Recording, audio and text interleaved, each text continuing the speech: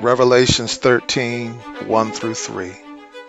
And I stood upon the sand of the sea, and I saw a beast arise up out of the sea, having 7 heads and 10 horns, and upon his horns 10 crowns, and upon his heads the name of blasphemy. And the beast which I saw was like upon a leopard, and his feet were as the feet of a bear, and his mouth as the mouth of a lion. And the dragon gave him his power and his seat and great authority. And I saw one of the heads, as it were, wounded to death, and his deadly wound was healed, and all the world wondered after the beast.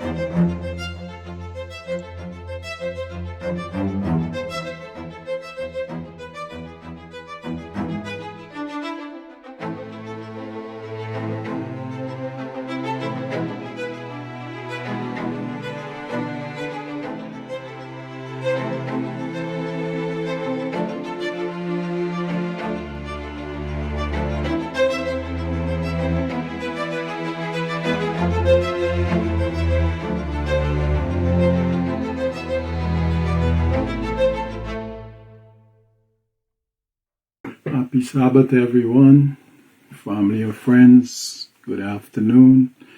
Happy Sabbath to you guys, and I trust that you had a good week and that you're enjoying your weekend. That it kept find you in good mind, good health, and sound mind. I'm coming on late this afternoon again since I came in from the prison late, and I'm going to have to set a time. In other words, every first and third Sabbath I'll be coming in like about 5:30, starting like 5:30 the live, giving time for when I come back from go to the prison and come back, because it's leaving there after 3, and then it's about hour and a half drive. So I would say every first and third Sabbath I'll be on at about 5:30. Unless something happened where I didn't get to go there, then it would be 4 p.m. All right.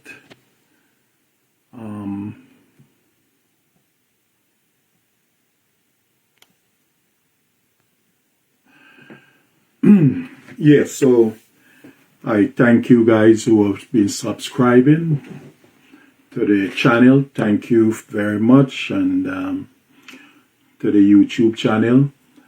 God will bless you, and I trust that those of you who have not yet subscribed will subscribe. You go over to the YouTube and to the Truth Enlightened and hit the subscription button and the notification bell, that you may be notified of videos that we'll be putting up there. And like and comment, make comments. We want that. You make comments, ask questions. Today I must say I feel like very blessed at the prison today. I always tell people that when I teach, it's for me as well, and I learn as I go, and it put me in that position to want to do better. It's not feeling better than anybody else or so on, but it helps me to grow. And today I felt real blessed. These guys was amazing. The number grew from last week, and you never give up on people. They have one guy there. He's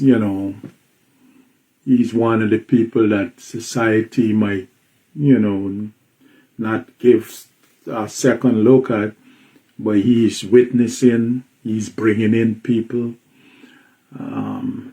two of those guys, two of them, is doing that. But this particular one, I looked, I saw, he's one of the people, you might say his life is questionable, but he's witnessing. So God works in mysterious ways, his wonders to perform. And then the guy that he brought in, because somebody was trying to, dissuade him from fellowshipping with the Adventists, saying that they're this and they're that. And so that guy came and he was asking questions, and thank God he was able to come through. God answered his questions, through myself and the other brother that is, that brought that one in, so it's amazing, amazing things are happening. And I can see, I can feel, I can sense that we're going to have, growth, the growth is going to continue because everything is organic and truthful, and giving them the Bible and they can't refute it. It's right there in front of them.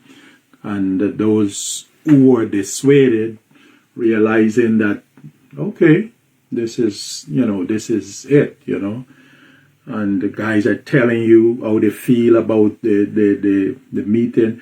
It helps you to grow, and keep you going. So I would just want to share that. So every first and third Sabbath would be like 5:30. Normally I'll start at 4, little after 4 in the afternoon, p.m. All right, so last week we looked at alcohol and how alcohol affects your health. This week we're looking at when alcohol affects family members or family life. Before that we dealt with cigarettes and what it does to a person. Now let's get into it. You don't need to be addicted to alcohol for children and family relationships to be affected by your drinking. If family members misuses alcohol, this can disrupt family life through arguments, tension, and fear. It's difficult to live with someone when their drinking causes problem at home. Our parents' drinking can affect their children. While under the influence of alcohol, parents may not understand their impact, their behavior as on their children. It's harmful for children when one or both parents at home misuse alcohol. Children can suffer because, one, their parents don't look after them, and the child misuses alcohol or doesn't do homework on time or at all. Two, their parents neglect them, and the child doesn't get fed well, have suitable clean clothes, or have a suitable bedtime. Three, they're not comfortable inviting friends home, and they become isolated. Four, they take on caring roles and look after younger brothers and sisters, or they're responsible for the home. 5, they experience emotional and physical abuse. 6, there are strained relationships at home. If you are a child or a young person in this situation, it's important to tell someone so you can get the support you need. If your drinking is affecting your children's life, ask your GP about getting help. How an adult drinking can affect their spouse or partner. The drinker is usually torn between wanting alcohol and not wanting the harm that always seems to follow. They often blame others when they drink too much. The spouse or partner is often fearful and feel hurt, shame, and a sense of failure. Many spouses try to hide their drinking problem, drinking by taking an extra responsibility. If you're a spouse or partner in this situation, it is important to take some time for yourself and get support such as counseling. How a young person drinking can affect their home life. If you're an underage drinker or a young person missing alcohol and still live in a family home, your family will be concerned about your drinking. Parents object to your drinking alcohol because it damages your health and can affect your school or college education if you miss classes due to tiredness or poor concentration. Brothers or sisters may also become resentful if your parents' attention is always on you and your drinking. If your drinking is causing unhappiness for your family, it is important to get help.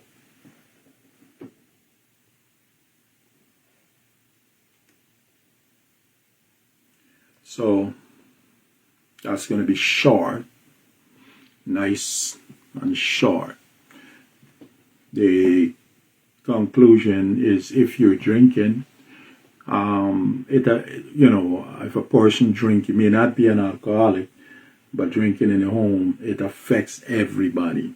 If you're the father or the main provider, and you're drinking, and then tomorrow morning you wake up with a hangover, you can't go to work to earn for the family, that's a negative effect. If you're drinking and coming in and arguing, fussing and fighting, that affects the family. Whatever you do when you drink, a matter of fact, you can't be normal. You can't remain normal, right? The things you say, the things you do is going to, most time, negatively affect those in and around you. All right? So that's the little encouragement here. I trust that has been, how short it is, may help somebody understand the impact that drinking alcohol have so far. All right. Now we had for our inspirational, we're looking at Psalms 91, and we're going to wrap up Psalms 91. So I'll go again from the top. Psalms 91, verses 1. It says, "He that dwelleth in the secret place of the Most High shall abide under the shadow of Almighty. I will say of the Lord, He is my refuge and my strength and my fortress. My God, in Him will I trust.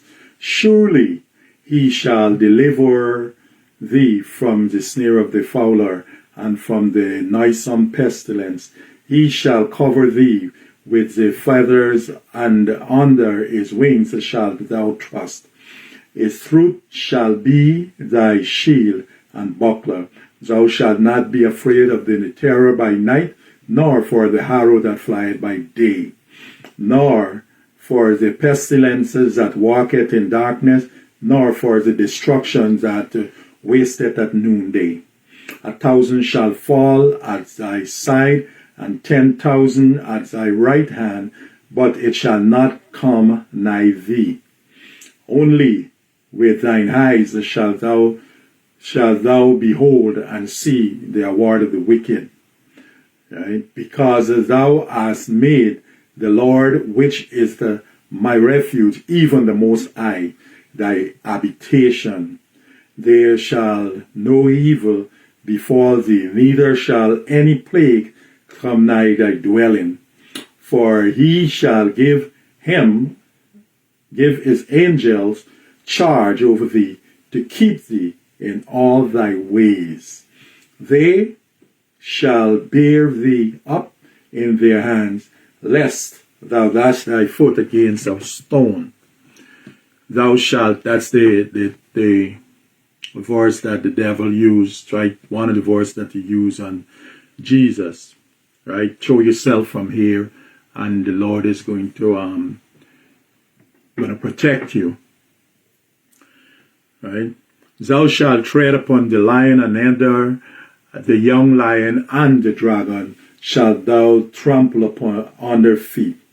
Because he hath set his love upon me, therefore will I deliver him. I will set him on high, because he hath known my name.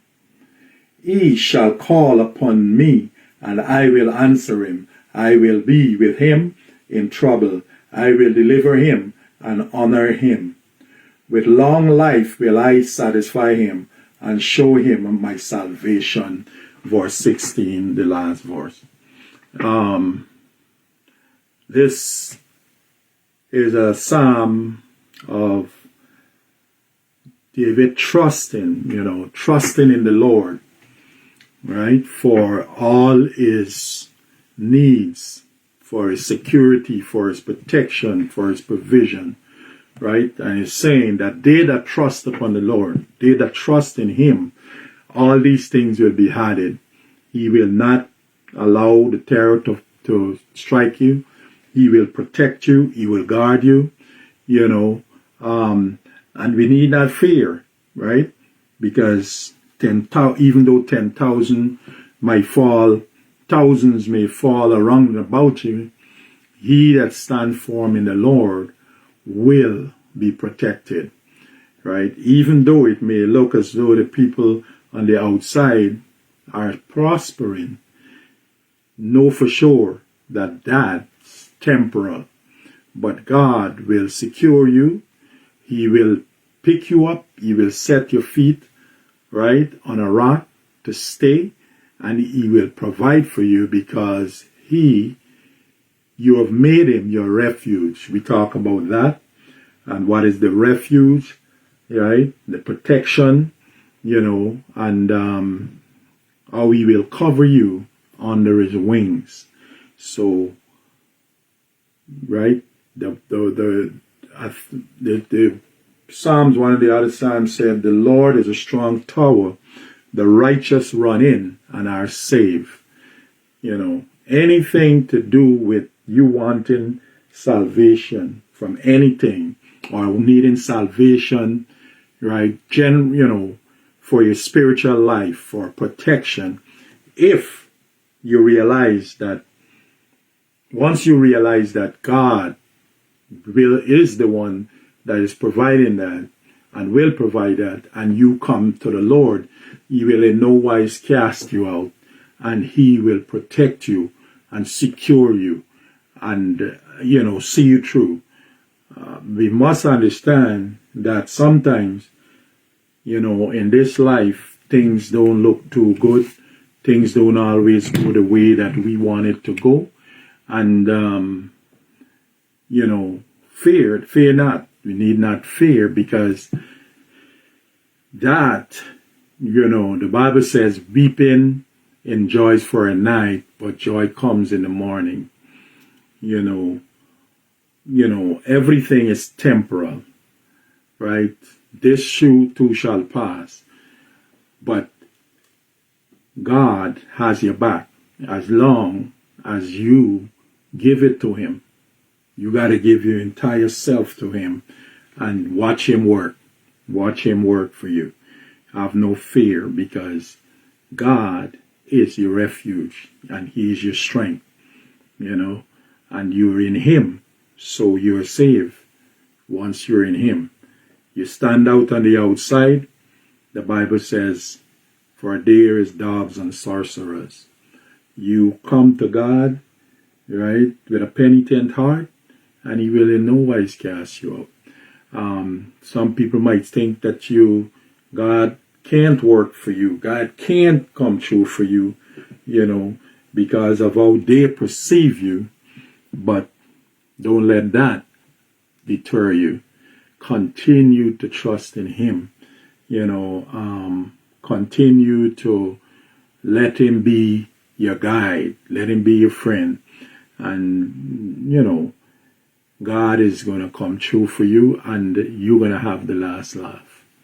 So have no fear. Continue to let God have His way in your life, and watch Him go to work in your life. Many of us, sometimes you find people in trouble and they need a lawyer, and they put all their money and everything into the lawyer. The lawyer might have been a good lawyer, so they choose him because he's a good lawyer. He's very expensive, and so you use him to fight your case. And the people feel safe knowing that this man or this woman is, top of the line when it comes to counsels, and they sit down in the courtroom and they watch those lawyers go to work for them and feeling that they will get off the case. Well, God has made them all great and small, and He is your counselor. And there's no better person to defend you for free. You don't have to pay Him anything. All you have to do is trust Him, right? Trust Him. And as you trust and obey Him, do what He says to do, and watch victory. And then you'll be able to truly sing, victory is mine.